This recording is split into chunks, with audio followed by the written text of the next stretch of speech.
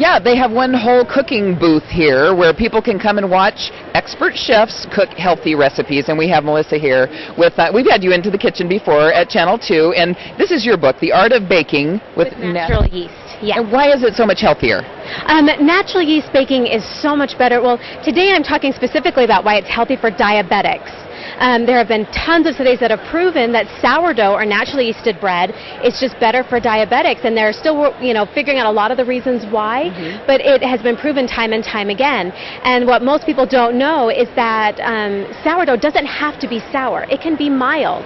So you just need to start the yeast. You don't need to make it as sour. Yes, okay. You can keep it so it's nice and mild. And so the way that it works is that the organisms that are in the starter, this starter's made of flour and water, and it houses all the beneficial organisms, wild yeast, lactobacilli, all these great organisms.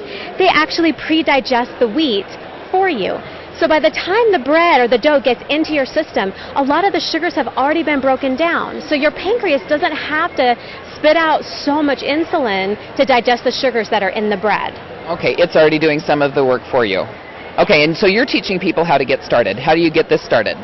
Well, in my cookbook there is a thing that you can mail in for to get starter flakes. Okay. I teach classes here locally that I give starter away free for, and I've got starter here today that I'm giving away to people.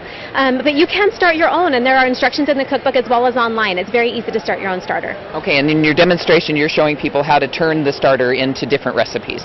Yes, recipes that are friendly for diabetics, people who can't have as much sugar and need to eat a limited quantity of bread, the way you can still enjoy it and have it taste wonderful, not feel like you're starving yourself or depriving yourself of one of your favorite things. Okay, and these look like nice hearty loaves. You also make, some waffles and different things, rolls, and wonderful recipes. But we'll be back in a little bit and do some more cooking up here in the demonstration. Right now, we will take a break. Well, I'm hanging out wherever there's food. How does that sound? Okay. We're back with Melissa Richardson. This is her book, The Art of Baking with Natural Yeast. And you can go to our website as well, the breadgeek.com. Okay. And what are we working on right now? Well, I was just going to go over some of the ways that you can use natural yeast in recipes to make, whole grain bread products for people who are diabetic that will allow them to feel like they're having a really good meal, good food, not feel like they're starving, and still you want to deprive yourself. Yes, and still keep them from having serious blood sugar spikes, that come with a lot of whole grain breads.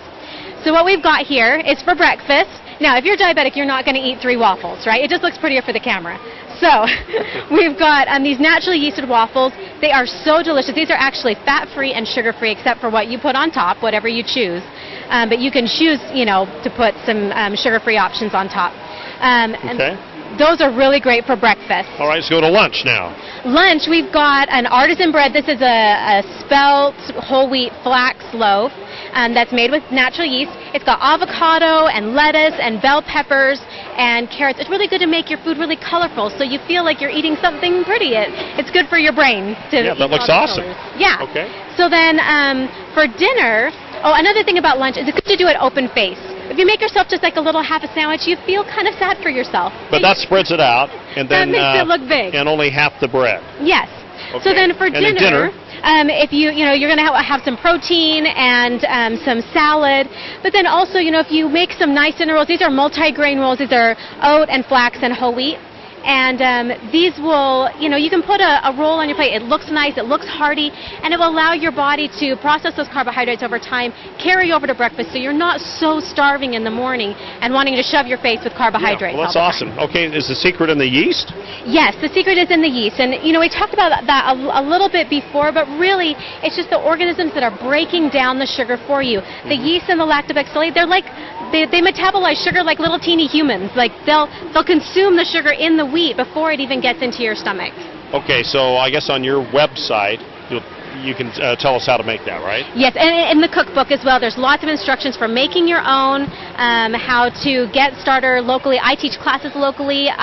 There's classes listed on my events page on my Facebook with the Bread Geek. I'm there as the Bread Geek. Breadgeek.com. Well, Melissa, thank you very much. She also has this cookbook too, and thanks so much for being with us. Oh, you're welcome. My pleasure. Okay, and we'll be back right after this.